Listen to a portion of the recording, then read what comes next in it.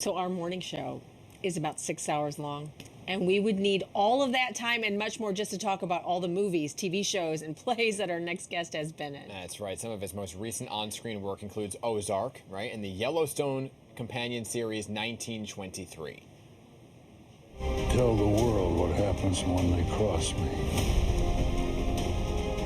Greed will be the thing that kills us all.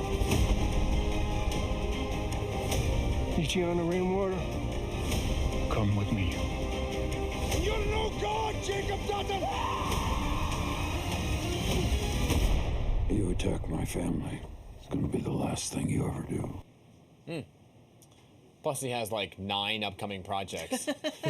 Very busy, but he made time for us this morning. Please welcome actor, director, and artist Bruce Davison. Good morning, Bruce. Thanks for being here.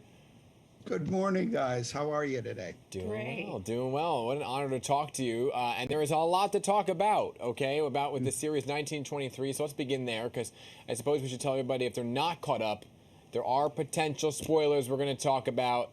So first off, explain how the series relates to Yellowstone.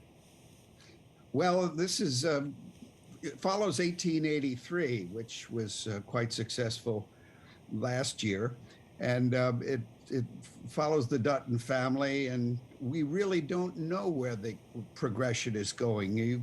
It's sort of, you're going to figure it out as it goes along, who is related finally to John Dutton, who exists on Yellowstone. But there's a whole side story going on right now where Spencer and Alex, who are the two characters that my story is connected to, start in Africa. So we shot in Africa. We shot. Oh, wow. There it is. Yeah, there's Julia and Spencer. So and we started there. Ended up in Malta, stepping in for Italy, and then finally ended up in on the Queen Mary. Oh my goodness! Well, last night was the finale. Last night was the finale, right? We heard a lot from your character. So, where exactly does your character fit into the whole Yellowstone story exactly? Well, the side story, which follows Spencer, who's shell shocked, and he's a hunter in Africa right now, sort of an Alan Quatermain, and we're part of British royalty, and he runs off with my son's wife-to-be. And so we're sort of almost extras in the first bit of the series, but we do catch up with them in the last finale. And the poo hits the fan.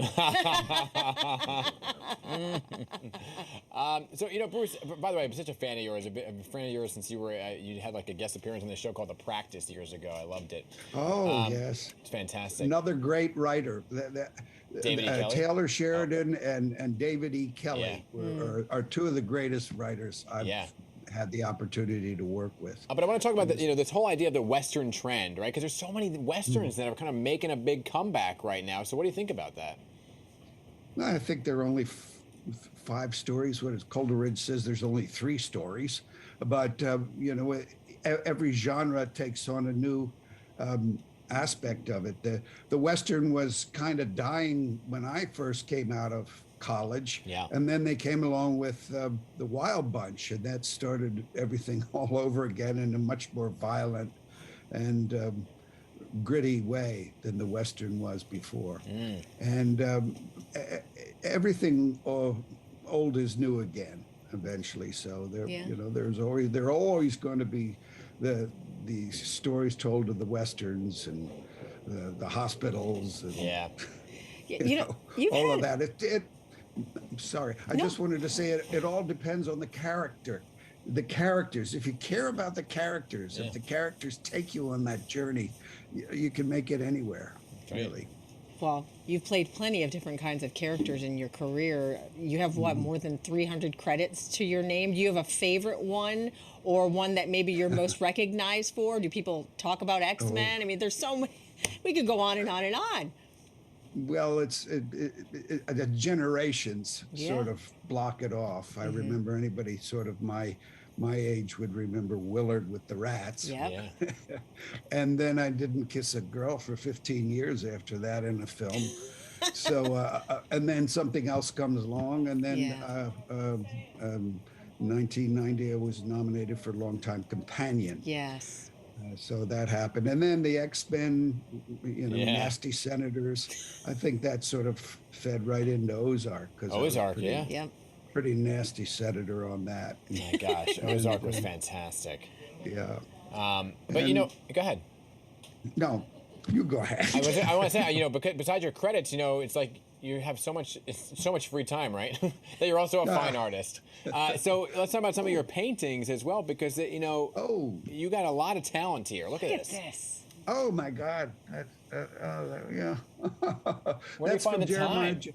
That's Jeremiah Johnson. That was a screenshot I took off of the television and then sort of made it up myself. That's Yeah. kind of Donald Moffat as Lear in my imagination. Have you always painted?